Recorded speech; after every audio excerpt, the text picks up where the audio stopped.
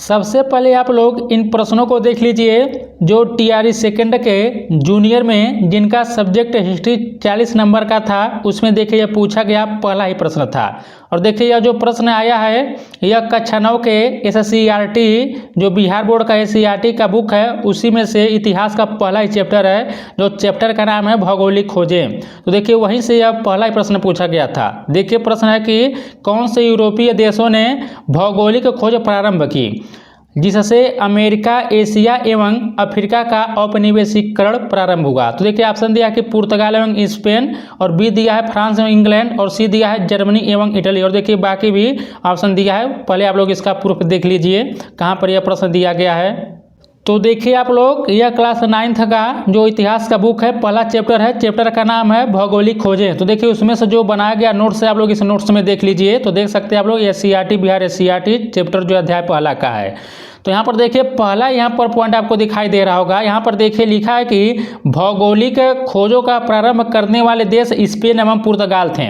अब आइए हम लोग देखते हैं कि किस ऑप्शन में जो है स्पेन एवं पुर्तगाल दिया, हम लोग उसको देखते हैं। इसका जो सही उत्तर होगा पहला ही ऑप्शन होगा पुर्तगाल एवं स्पेन। तो आप लोग देख सकते हैं कि यह जो पहला प्रश्न पूछा गया है यह कक्षा 9वीं के इतिहास के एससीईआरटी बुक के पहले चैप्टर से पूछा गया है। अब आइए हम लोग दूसरा प्रश्न देखते हैं। देखिए दूसरा प्रश्न यहाँ पर दिया है कि प्रारंभिक भौगोलिक खोजों का परंपरागत मत क्या है। तो यहाँ पर देखिए ऑप्शन ए दिया है कि आर्थिक कारण, बी दिया है नए क्षेत्रों की खोज, और देखिए सी दिया है ईसाई धर्मों का प्रचार, और देखिए डी दिया उपयुक्त में एक से अधिक। अब इसका आप लोग साक्ष्य देख लीजिए। तो आप लोग इसी नोट्स में नीचे यहाँ पर देख सकते हैं, हम आपको जो यहाँ पर दिखा रहे हैं। तो यहाँ पर देखिए आप लोग पॉइंट आपको यहाँ पर दिखाई दे रहा होगा भौगोलिक खोजों के परिणाम। तो यहाँ पर देखिए पहला यहाँ पर दिया है कि व्यापार वाणिज्य पर प्रभाव, दूसरा देखिए दिया कि औपनिवेशक साम्राज्य का विकास, और देखिए तीसरा दिया है वाणिज्यवाद का विकास, और देखिए चौथा दिया है ईसाई धर्म एवं पश्चिमी सभ्यता का प्रसार। तो यहाँ पर देखिए धर्म का प्रचार आपको मिल गया एक ऑप्शन। फिर देखिए अगला यहाँ पर दिया कि दास व्यापार का विकास, और देखिए 6 यहाँ पर दिया है कि भ्रांतियों का अंत एवं भौगोलिक ज्ञान में वृद्धि। अब आप लोग ऑप्शन पर आइए।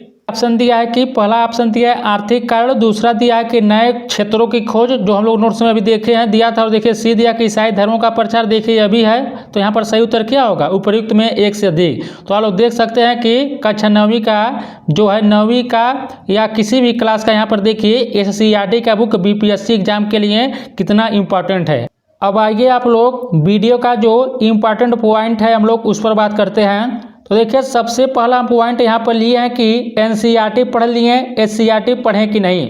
देखिए जितने लोग बीपीएससी टीआरई 4 का तैयारी कर रहे हैं, चाहे वो प्राइमरी वाले हों, जूनियर वाले हों, टीजीटी वाले हों, पीजीटी वाले हों, देखिए वे सभी लोग जो है एससीईआरटी बुक को पढ़ेंगे। भले वो एनसीईआरटी पढ़ लिए हैं लेकिन आप लोग उसके साथ में एससीईआरटी बुक भी जरूर पढ़ेंगे, क्योंकि आप लोग देख सकते हैं अभी जो हम 2 प्रश्नों का साक्ष्य दिखाए हैं, देखिए अभी और भी प्रश्न आपको दिखा देंगे।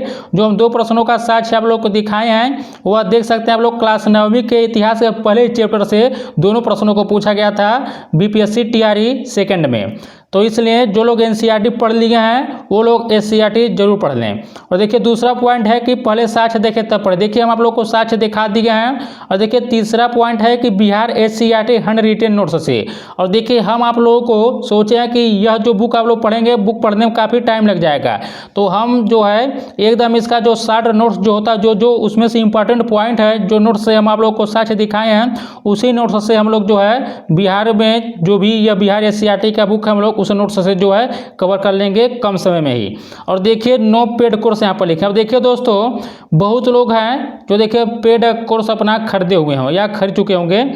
तो देखिए आप लोग पेड कोर्स लिए हैं तो ठीक है, लेकिन उसके साथ में आप लोग क्या करेंगे कि एनसीईआरटी पढ़ेंगे, एससीईआरटी पढ़ेंगे, क्योंकि देखिए जब पेड कोर्स में जाएंगे तो अधिकतर लोग क्या पढ़ाएंगे आप लोग को, बस इन्हीं का आप लोग को लोग पढ़ाएंगे और बाकी बोलेंगे कि पेड कोर्स यहाँ लीजिए वहाँ लीजिए।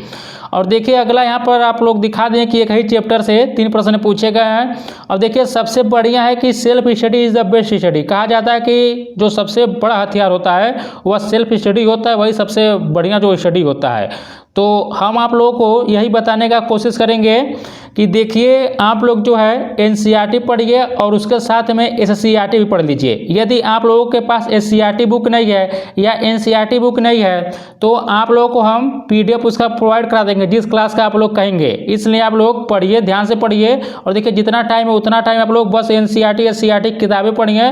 उसके बाद आप लोग प्रीवियस ईयर जो भी बीएससी का प्रश्न पूछा गया उसको देखिए, तब आप लोग जो भी है प्रैक्टिस सेट लगाइए, क्योंकि आप लोग का सिलेक्शन तभी होगा जब आप लोग एनसीईआरटी एससीईआरटी पढ़ेंगे, उसी बेस पर होगा। चाहे आप लोगों को लोग उल्लू भले बना रहे, यहाँ पढ़िए वहाँ पढ़िए नोट्स लीजिए, सब देखिए फालतू का ही है। जब तक आप खुद नहीं पढ़ेंगे तब तक जो है सिलेक्शन नहीं होगा। तो अब हम लोग शुरू करेंगे। जो पहला चैप्टर है हम लोग उसको देखेंगे, क्लास 9 का हिस्ट्री का जो पहला चैप्टर है। क्योंकि जैसा आप लोग जानते हैं कि जो बीपीएससी टीआरई का एग्जाम हो रहा है इसमें कोई सिलेबस नहीं बताया गया है। सिलेबस यही लिखा है कि आप लोग एनसीईआरटी या एससीईआरटी किताबें पढ़ेंगे, वहीं से प्रश्न पूछा जाएगा। और देखिए आप लोगों को हूबहू वहीं से भी प्रश्न देखने को मिल रहा है, इसलिए आप लोग एनसीईआरटी एससीईआरटी बुक जरूर पढ़िए। तो चलिए हम लोग शुरू करते हैं। जो हम लोग का पहला चैप्टर हम लोग पढ़ेंगे, या देखिए कक्षा 9वीं का एनसीईआरटी का पहला चैप्टर पढ़ेंगे भौगोलिक खोजों के बारे में। तो चलिए हम लोग शुरू करते हैं। हम लोग देखिए 60 नोट्स के माध्यम से जो है इनको कवर करेंगे, जिससे आप लोग का काफ़ी टाइम बचेगा। देखिए दोस्तों मैं आप लोग को बता दे रहा हूँ, देखिए यह नोट्स जो बनाया गया है यह बहुत ही जल्दीबाजी में बनाया गया है, इसलिए आप लोग जो है इसके राइटिंग को मत देखिएगा, क्योंकि एक क्लास का नोट्स जो है 4-5 घंटे में ही इसको बनाया गया, तैयार किया गया है। यदि आप लोग कहेंगे तो इसका पीडीएफ जो है हम टाइप करा कर आप लोगों को दे देंगे, इसलिए आप लोग राइटिंग पर मत जाइएगा। तो पहले आप लोग पढ़िए, जो इंपॉर्टेंट पॉइंट है हम आपको बताते हैं। देखिए सबसे पहला पॉइंट जो हम आपको दिखा चुके हैं, देखिए लिखा है कि भौगोलिक खोजों का प्रारंभ करने वाले देश स्पेन एवं पुर्तगाल। याद रखिएगा कौन कौन थे, तो प्रारंभ करने वाले देश स्पेन एवं पुर्तगाल थे। और देखिए इस प्रतिस्पर्धा में धीरे धीरे पिछड़ते चले गए और नए देशों जैसे इंग्लैंड, हॉलैंड, फ्रांस, तत्पश्चात जर्मनी को इस दिशा में अधिक सफलता मिली। तो सबसे पहले जो प्रारंभ करने वाले कौन देश थे, स्पेन एवं पुर्तगाल थे, और सर्वाधिक इसके बाद वो सब धीरे धीरे पिछड़ते चले गए। उसके बाद नए देश जैसे इंग्लैंड, हॉलैंड, फ्रांस, तत्पश्चात जर्मनी को इस दिशा में अधिक सफलता मिली भौगोलिक खोजों में। अगला देखिए, अगला पॉइंट है यहाँ पर, देखिए यह बहुत ही इंपॉर्टेंट। देखिए तीसरा प्रश्न यही है जो हम आपको दिखाने वाले थे। देखिए यदि आप लोग देखेंगे तो देखिए टीजीटी या पीजीटी में यह प्रश्न पूछा गया था। तो देखिए लिखा है कि पुर्तगाली यात्री मार्को पोलो ने विजयनगर साम्राज्य की समृद्धि एवं चीन के शासक कुबलई खां के दरबार के वैभव का वर्णन अपने यात्रा वृत्तांत में किया। तो याद रखिएगा जो पुर्तगाली यात्री मार्को पोलो था उसने विजयनगर साम्राज्य की समृद्धि और साथ में चीन के शासक कुबलई खां के दरबार के वैभव का वर्णन अपने यात्रा वृत्तांत में किया है। आगे बढ़ते हैं। मध्यकालीन यूरोपीय इतिहास सामंती प्रवृत्तियों का काल था। तो याद रखिएगा मध्यकालीन यूरोपीय इतिहास सामंती प्रवृत्तियों का काल था।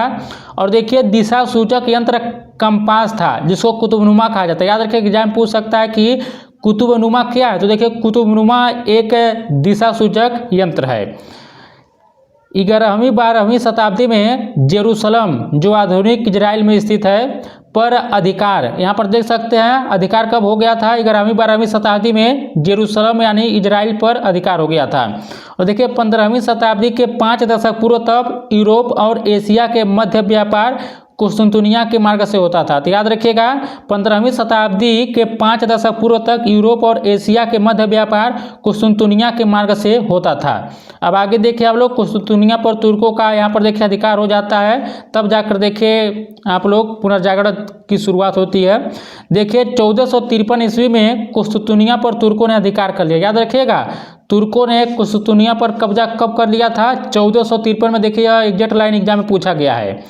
और देखिए एस्ट्रोलोब अक्षांश जानने का उपकरण। देखिए अब एग्जाम ये भी पूछ सकता है कि एस्ट्रोलोब क्या है, तो एस्ट्रोलोब जो है यह अक्षांश जानने का उपकरण है। और देखिए कैरावल जो है हल्का और तेज चलने वाला एक जहाज है। याद रखिएगा कैरावल क्या है, हल्का और तेज चलने वाला जहाज है। आगे बढ़ते हैं। नए उपकरणों एवं साहस के बल पर यूरोपीय नाविकों ने अटलांटिक एवं भूमध्य सागर में अपने जहाज उतारे। याद रखिए पूछ सकता है किस सागर में लोग अपना जहाज उतारे थे। देखिए नए उपकरणों एवं साहस के बल पर यूरोपीय नाविकों ने अटलांटिक एवं भूमध्य सागर में अपने जहाज उतारे। और देखिए यह पॉइंट है बहुत इंपॉर्टेंट है, इसे आप लोग याद रखिएगा 1488 ईस्वी में पुर्तगाली व्यापारी बार्थोलोमियो डियाज अफ्रीका के पश्चिमी तट होते हुए दक्षिण अफ्रीका के दक्षिणतम बिंदु उत्तर मासा अंतरीप यानी कि केप ऑफ गुड होप तक पहुंच गया। याद रखिएगा, एग्जाम में पूछा गया प्रश्न है कि 1488 ईस्वी में पुर्तगाली व्यापारी बार्थोलोमियो डियाज अफ्रीका के पश्चिमी तट होते हुए दक्षिण अफ्रीका के दक्षिणतम बिंदु उत्तर आसा अंतरीप यानी केप ऑफ गुड होप तक पहुंच गया था 1488 में। और देखिए 1492 ईस्वी में क्रिस्टोफर कोलंबस द्वारा अमेरिका की खोज की गई। याद रखिएगा, अमेरिका की जो खोज की गई थी 1492 ईस्वी में क्रिस्टोफर कोलंबस के द्वारा की गई थी। और देखिए 1498 में वास्को डी गामा ने भारत की खोज किया था। तो 1492 में क्रिस्टोफर कोलंबस ने अमेरिका की खोज किया था और 1498 में वास्को डी गामा ने भारत की खोज किया था। देखिए यहाँ पर यह नहीं मतलब होता है कि भारत का खोज किया, यहाँ पर यह हम लोग कह सकते हैं कि समुद्री मार्गों के रास्ते से भारत तक आने वाले जो है मार्ग की उन्होंने खोज किया था, यानी भारत की खोज नहीं किया था। आप लोग कह सकते हैं कि यूरोप से लेकर भारत तक आने वाले समुद्री मार्गों की उन्होंने खोज किया था। यहाँ पर देखिए लिखा है कि वास्को डी गामा भारत के मालाबार तट जो केरल के कालीकट तट है तक पहुँचा, जमोरिन ने उसका स्वागत किया था। याद रखिएगा, जब वास्को डी गामा भारत के मालाबार तट पर पहुँचा तब वहाँ पर उसका स्वागत जो किया था जमोरिन ने किया था। और देखिए भारत के व्यापारी अब्दुल मजीद, नाम याद रखिएगा, कि भेंट वास्को डी गामा से दक्षिण अफ्रीका में हुई तथा इसी के सहयोग से उसे भारत आने का सीधा मार्ग मिल गया। तो किसके सहयोग से भारत आने का मार्ग मिला था? अब्दुल मजीद एक भारत का व्यापारी था, उसी के सहयोग से जो है वह भारत आया था वास्को डी गामा। आगे बढ़ते हैं। वास्को डी गामा द्वारा भारत से लाए वस्तुओं को 26 गुना मुनाफे पर यूरोप बाजारों में बेचा। और देखिए वास्को डी गामा जो है वह भारत से लाए वस्तुओं को वह यदि वह 1 रुपया में बेचता था तो वह 26 रुपया में वहाँ पर मुनाफे पर भारतीय वस्तुओं को यूरोप में बेचता था। आगे बढ़ते हैं। यद्यपि कोलंबस ने अमेरिका को भारतीय उपमहाद्वीप का हिस्सा समझा और यहाँ के निवासियों को रेड इंडियन कहा। तो याद रखिएगा, एग्जाम में पूछा गया प्रश्न है कि रेड इंडियन किन्हें कहा जाता है? तो देखिए अमेरिका वासियों को रेड इंडियन कहा जाता है। आगे बढ़ते हैं। स्पेन के नाविक अमेरिगो वेस्पुची ने नई दुनिया को विस्तार से ढूंढा। याद रखिएगा, स्पेन के नाविक अमेरिगो वेस्पुची ने नई दुनिया को विस्तार से ढूंढा। और देखिए इसी के नाम पर इस क्षेत्र का नाम अमेरिका पड़ा। एग्जाम पूछ सकता है कि अमेरिका किसके नाम पर पड़ा है? तो याद रखिएगा अमेरिगो वेस्पुची के नाम पर। आगे बढ़ते हैं। 1519 ईस्वी में मैगलन ने पूरी दुनिया का चक्कर जहाज से लगा। देखिए एग्जाम में पूछा गया प्रश्न है। 1519 ईस्वी में मैगलन ने पूरी दुनिया का चक्कर जहाज से लगाया। और देखिए कैप्टन कुक ने ऑस्ट्रेलिया की खोज की, साथ ही न्यूजीलैंड के द्वीपों का भी पता लगा। याद रखिएगा, कैप्टन कुक जो है ऑस्ट्रेलिया की खोज किया था और साथ में न्यूजीलैंड के द्वीपों का भी पता लगाया था। दोस्तों यदि आप लोगों को यह वीडियो अच्छा लगा तो प्लीज़ वीडियो को लाइक कर दीजिएगा ताकि और दोस्तों के पास यह वीडियो पहुँच सके। और यदि आप लोगों को यह वीडियो अच्छा लग रहा है तो चैनल को भी सब्सक्राइब कर लीजिएगा। और देखिए मैं बार बार नहीं कहता हूँ लाइक सब्सक्राइब के लिए, यदि आप लोगों को अच्छा लगेगा तो ज़रूर करेंगे। अगला हम लोग पॉइंट देखते हैं। सर जॉन और सेबास्टिन कैबोट ने न्यू फाउंडलैंड के द्वीपों का पता लगाया। ये भी याद रखिएगा, सर जॉन और सेबास्टिन कैबोट ने न्यू फाउंडलैंड के द्वीपों का पता लगाया। और देखिए पुर्तगाल के राजकुमार, याद रखिएगा, पुर्तगाल के राजकुमार हेनरी द नेविगेटर तथा स्पेन की महारानी इसाबेला भौगोलिक खोजों को प्रोत्साहन देने में महत्वपूर्ण भूमिका निभाई। कौन? पुर्तगाल के राजकुमार हेनरी द नेविगेटर और स्पेन की महारानी, याद रखिएगा। आगे बढ़ते हैं। अमेरिकी महाद्वीप को यूरोपियों द्वारा नई दुनिया कहा गया। तो अमेरिकी महाद्वीप को यूरोपियों द्वारा नई दुनिया कहा गया। एग्जाम पूछ सकता है कि नई दुनिया किसे कहा गया है? तो अमेरिकी महाद्वीप को, क्योंकि कोलंबस की यात्रा से पूर्व इसकी कोई जानकारी नहीं थी। अब हम लोग देख लेते हैं कि भौगोलिक खोजों के परिणाम, यानी जो भी भौगोलिक खोज हुए थे उनके क्या परिणाम निकले। तो देखिए पहला पॉइंट दिया है कि व्यापार वाणिज्य पर प्रभाव पड़ा, औपनिवेशिक साम्राज्य का विकास हुआ, वाणिज्यवाद का विकास हुआ, ईसाई धर्म एवं पश्चिमी सभ्यता का प्रसार हुआ, दास व्यापार का विकास हुआ और भ्रांतियों का अंत एवं भौगोलिक ज्ञान में वृद्धि हुई। तो आप लोग इसको याद रखिए, एग्जाम में यहाँ से प्रश्न बना हुआ है और बन भी सकता है। अगला पॉइंट है कि पेरिस, लंदन, एम्स्टर्डम एंटवर्प आदि शहर विश्वव्यापी बाजार के प्रमुख केंद्र बन गए और यूरोपीय व्यापार पर इटली का एकाधिकार हो गया। याद रखिएगा, यूरोपीय व्यापार पर किसका एकाधिकार हो गया था? इटली का एकाधिकार हो गया।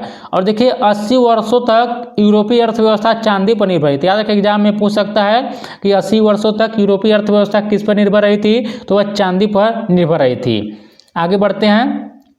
अब यहाँ पर हम लोग देखते हैं कि भारत में यूरोपीय कंपनियों की स्थापना। देखिए, पुर्तगालियों का आगमन 1498, ईस्ट इंडिया कंपनी 1600, डच का 1602, फ्रांसीसियों का 1664, डेनिश का 1616 और स्वीडिश का 1731। तो देखिए दोस्तों, यह अंतिम था। तो आप लोग देख सकते हैं जो भी क्लास 9वीं का जो SCERT का बुक है, पहला जो चैप्टर है, तो देखिए इतना जो है इम्पॉर्टेंट पॉइंट जहाँ से एग्जाम प्रश्न बन सकता है। तो आज हम लोग जो है कक्षा 9वीं के पहले चैप्टर को कवर किए हैं। अब कल हम लोग दूसरा चैप्टर पढ़ेंगे। यदि आप लोगों को दोस्तों वीडियो अच्छा लगा तो प्लीज़ वीडियो को लाइक कीजिएगा, शेयर कीजिएगा। यदि आप लोग BPSC TRE 4 की तैयारी कर रहे हैं, भले ही आप लोग प्राइमरी, TGT, PGT, जूनियर सभी का तैयारी कर रहे हैं, चैनल को सब्सक्राइब कर लीजिए। आप लोगों को यहाँ से बहुत ही जो है इम्पॉर्टेंट चीज़ें प्रोवाइड की जाएगी, इससे आप लोग चैनल को सब्सक्राइब जरूर करें। तो मिलते हैं अगले चैप्टर में, तब तक नमस्कार, जय हिंद, जय भारत।